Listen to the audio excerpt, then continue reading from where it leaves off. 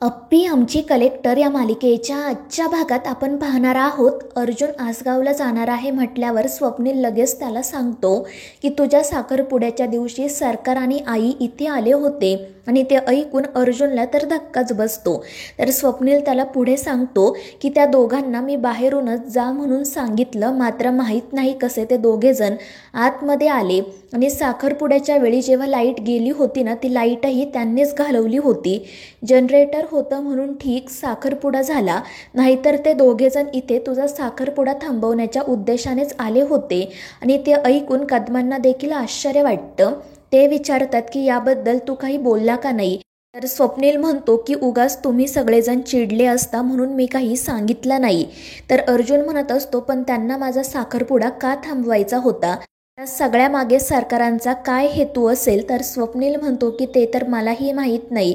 तर कदम देखील म्हणत असतात आणि जरी दादाचा काही हेतू असला तरी वहिनी त्याला मदत का करेल. आणि मग ते सगळेजण याच गोष्टीचा विचार करत असतात. तर रुपाली आणि स्वप्नील अर्जुनला सांगत असतात तू आसगावला जाऊ नको. मात्र अर्जुन सांगतो की मी यशा बापूला शब्द दिला आहे, आता मला माघारी फिरता येणार नाही, आसगावला तर जावंच लागेल. आणि त्यामुळे ते दोघेजण गप्प बसतात. दुसरीकडे दिप्या अमोलची बॅग भरत असतो. मोनासुद्धा त्यांच्या जवळच बसलेली असते. आणि तितक्यात अप्पी आणि बापू त्या ठिकाणी येतात. अप्पी अमोलला विचारत असते की कुठे जायची तयारी सुरू आहे तुमची. आणि त्यावर अमोल नाटक करत सांगतो की उद्या मी आणि मामा बाहेर फिरायला जाणार आहोत. आणि ते ऐकून अप्पीला आश्चर्य वाटतं. ती विचारते की मला न विचारता तुम्ही बाहेर फिरायला जायचा प्लॅन बनवताय का. तर मोना मध्येच म्हणते बघा ना वंश, मला सुद्धा काहीच माहीत नाही. मात्र दिप्या रागातच तिच्याकडे बघतो, त्यामुळे ती गप्प बसते. तर दिप्या आणि अमोल अप्पीला समजवण्याचा प्रयत्न करत असतात. मात्र अप्पी त्यांना सांगते की आता खरंच परिस्थिती ठीक नाही आहे, पोलिसांनी आपल्याला काळजी घ्यायला सांगितली आहे ना. मात्र अमोल म्हणतो की अप्पूमा प्लीज मला फिरायला जाऊ दे, एकदा का माझी शाळा सुरू झाली की मग मला कुठेही जाता येणार नाही. बापू देखील त्याला समजवण्याचा प्रयत्न करतात. मात्र अमोल काही ऐकायला तयार नसतो. आणि मग दिप्या म्हणतो की मी घेईल त्याची काळजी, तुम्ही काळजी करू नका. आणि मग शेवटी अप्पी त्याला जाण्याची परवानगी देते. मात्र कुठे जाणार आहेत हे कळल्यावर ती म्हणते की ताम्हिणीला जाण्यापेक्षा तुम्ही माझ्यासोबत आसगावला या. पण ते ऐकून दिप्या आणि अमोल एकमेकांकडे बघतच राहतात. आणि मग अमोल म्हणतो की नाही मा, मी आसगावला आत्ताच जाऊन आलो, आता मला आसगावला नाही जायचं, मामाचा आणि माझा प्लॅन ठरला आहे, प्लीज आम्हाला जाऊ दे. आणि मग त्यानंतर नाईलाजाने अप्पी त्या दोघांना परवानगी देते. त्यामुळे अमोल तर खूपच खुश होतो. मोना मात्र मनाशी म्हणत असते की ही गोष्ट रुपाली ताईंना सांगायलाच हवी. आणि मग त्यानंतर ती लगेच रूममध्ये जाऊन रुपालीला कॉल करते. रुपाली तिला विचारत असते की एवढ्या रात्री कशाला फोन केला आहे, आणि जर तू काही बातमी सांगणार असशील तर मी आधीच सांगते की माझ्याकडे तुला द्यायला पैसे नाही आहेत. त्यावर मोना म्हणते की मी प्रत्येक काम पैशासाठी नाही करत, तुमच्याबद्दल आपुलकी वाटते म्हणून कॉल केला. आणि मग ती रुपालीला सांगते की उद्या वंश आसगावला जाणार आहेत. आणि ते ऐकून रुपालीला धक्का बसतो. ती म्हणते की अर्जुन भाऊजीसुद्धा उद्या आसगावला जाणार आहेत. आणि मग तिला असं वाटतं की अमोल आणि अपर्णा एकत्र ठरवूनच आसगावला जाणार आहेत. मात्र मोना तिला सांगते की त्या दोघांनाही माहीत नाही, त्यांना खोटं कारण सांगून तिकडे बोलावून घेतलं आहे. त्यामुळे रुपाली विचारते पण कशासाठी आणि कोण करते हे सगळं. तर मोना सांगते अमोल, कारण अमोलला त्या दोघांना एकत्र आणायचं आहे. आणि त्याला माहिती आहे की अर्जुन दादाच त्याचे बाबा आहेत. आणि हे सगळं काही ऐकून रुपालीला तर धक्काच बसतो, काय करावं तिला सुचत नाही.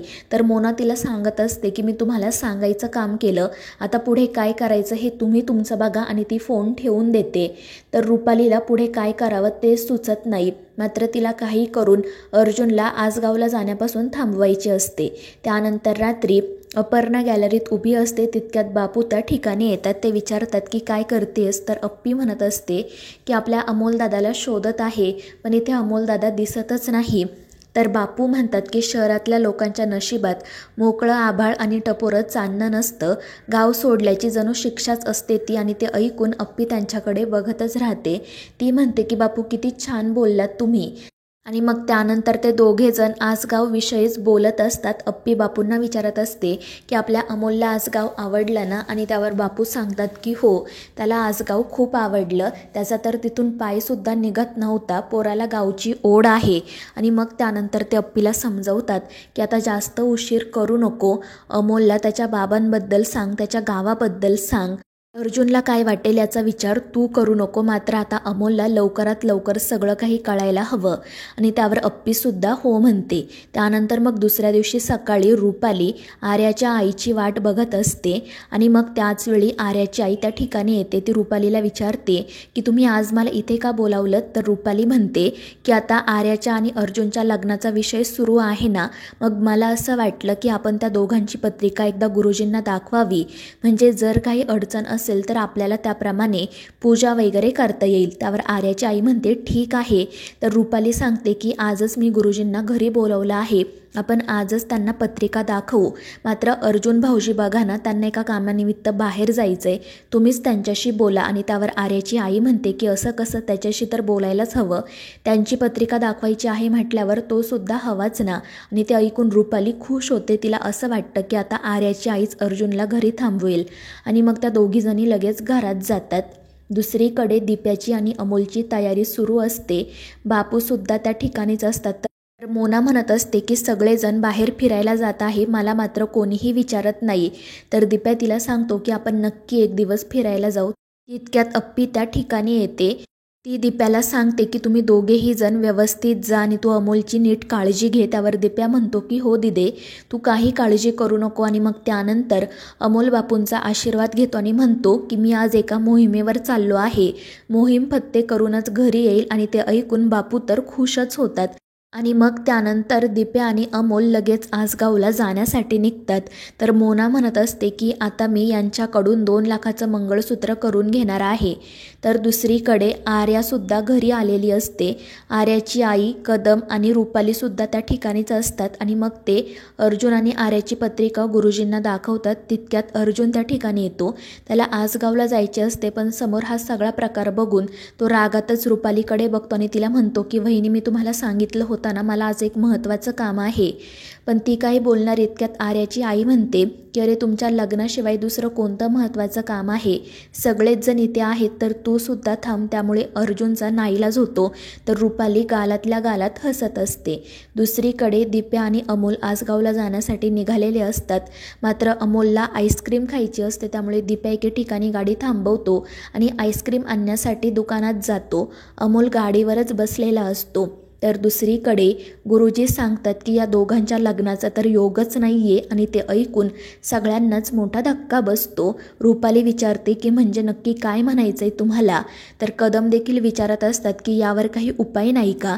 तर गुरुजी म्हणतात की जर अडचण असेल तर आपण उपाय करतो, पण ह्या दोघांच्या पत्रिकेत लग्नाचा योगच नाही आहे. जर यांच्या पत्रिकेत लग्नाचा योग असता तर आत्तापर्यंत या दोघांचं एकमेकांशी लग्न झालं असतं. आणि ते ऐकून सगळेच काळजीत पडतात.